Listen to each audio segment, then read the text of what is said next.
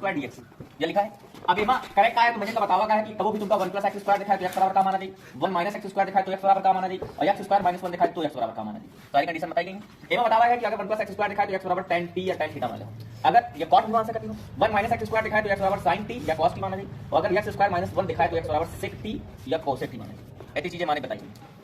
तो आपके पास है 1 प्लस एक्स स्क्वायर तो यदि एक्स बराबर माना जाए tan t, तो मान लीजिए माना एक्स बराबर tan t, जैसे ही माना जाता है समाकलन के सवाल में वैसे ही कर दिया है अवकलन। माने हो तो अवकलन कर दो, तो एक्स के सापेक्ष अवकलन करने का, x के सापेक्ष अवकलन करने पर, तो x का अवकलन करिए तो ये tan t का अवकलन sec स्क्वायर t, फिर t का अवकलन dt बटा dx। अब आगे सुनो, dx इसी भाग में किया गुणन, dx बराबर आएगा sec स्क्वायर t dt। अब एक के बाद क्या करियो बच्चा, थोड़ी देर रुक दो तब बच्चा चल नहीं चल बंद कर बंदे कहां तो बच्चा हो जा। x बराबर का माने रहो tan t, तो x के सापेक्ष अवकलन कर दो, ये थे समान आएगा तुम्हारे पास dx बराबर sec स्क्वायर t dt। अब लिमिट चेंज करनी पड़ी, जब x बराबर 0 है और दूसरा मान है जब x बराबर 1, x बराबर 0 है तो tan t बराबर x रहा, x की जगह 0, तो tan पर 0 0 का मान हो tan t बराबर आ गई 0। अब दूसरा कंडीशन जब x बराबर 1 है तो यहां से tan t बराबर 1, tan पर 1 कितने अंश का मान है 45 अंश का, 45 का रेडियन में कहा कि π/4। लिमिट चेंज करिए, 0 से 0 की जगह 0 आवा है और 1 की जगह π/4 आवा, तो 0 से π/4। साइन इनवर्स लिखें 2x बटा 1 प्लस एक्स स्क्वायर, तो 2x x की जगह का लिखा है tan t, x की जगह tan t, और बटन का लिखा है 1 plus tan square t। dx का मान तुम निकाल सकते हो, dx का मान आवा है sec square t dt, sec square t 0 से π/4 लिखा है। एक सूत्र पढ़े हो त्रिकोणमिति में 2 tan थीटा बटा 1 प्लस tan स्क्वायर थीटा बराबर sin 2 tan थीटा और बटा 1 प्लस tan स्क्वायर थीटा बराबर sin 2, ये सूत्र था sin 2। तो इनकी जगह लिख जाओ sin 2 थीटा यानी sin 2t हुई जाएगी। बगल में लिखे हैं sec square t dt, sin inverse और sin हट जाएंगे, बचे 2t और sec square t dt। Limit लिखी है 0 से π/4, ये तो 2 लिखा है या अचर पद है, इनका समाकलन से बाहर निकाल लेंगे, इनका काम है 0 से π/4 2 बाहर कर दो, अंदर बचे t और into sec square t dt।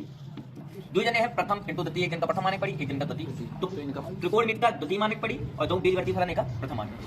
Islet के हिसाब से आइलेट का जो a है अलजेब्रिक यानी बीजगणित वो t के पहले है, यानी a वाले का फर्स्ट, t यानी त्रिकोणमिति वाले का सेकंड माने। तो आगे रखो प्रथम इनटू द्वितीय, 2 लिखा है, प्रथम पद t लिखे, द्वितीय का समाकलन sec स्क्वायर t का समाकलन क्या होता है tan t।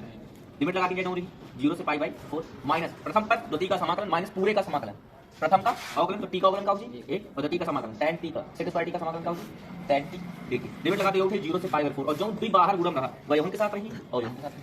यहां से आगे 2 t की जगह लिख दो π/4, tan t की जगह π/4, पहले अपर लिमिट अप्लाई करियो और माइनस लोअर लिमिट है 0, जब 0 रखियो तो 0 का बहुत गुणा करते हो सब 0, यही मान लीजिए 0 2 लिखा है। tan t का समाकलन हुआ था log sec t, tan t का समाकलन का होगी log sec t। लिमिट लगा दो 0 से π/4, यहां पर π/4 लिखे, 2 से काटो 2 दूना 4 π/2 आ गया, और tan 45 का मान हुआ था 1 माइनस 2 लिखा, अपर लिमिट यहां अप्लाई करो तो log और sec t की जगह π/4 माइनस लोअर लिमिट तो log sec t की जगह लिखा हो 0, π/2 लिखे माइनस 2 लिखे, log लिखे sec 45 sec π/4 तो sec 45 का मान आ जाएगा cos 45 का उल्टा हुआ था, cos 45 का 1/√2 तो 1/√2 का उल्टा हो जाएगा, और माइनस sec 0 तो sec cos का उल्टा, cos 0 का मान 1 का उल्टा 1 नहीं, और log 1 का मान हुआ था 0, तो सब 0 हो जी। बची यहां से π/2 माइनस 2 का log √2 से गुणा तो 2 log √2 माइनस माइनस का जब गुणा कराओगे तो प्लस हो जाएगी 2 और log 1 का मान हुआ था 0, तो ऐसा खत्म होगा, बचा खाली π/2 माइनस 2 log √2।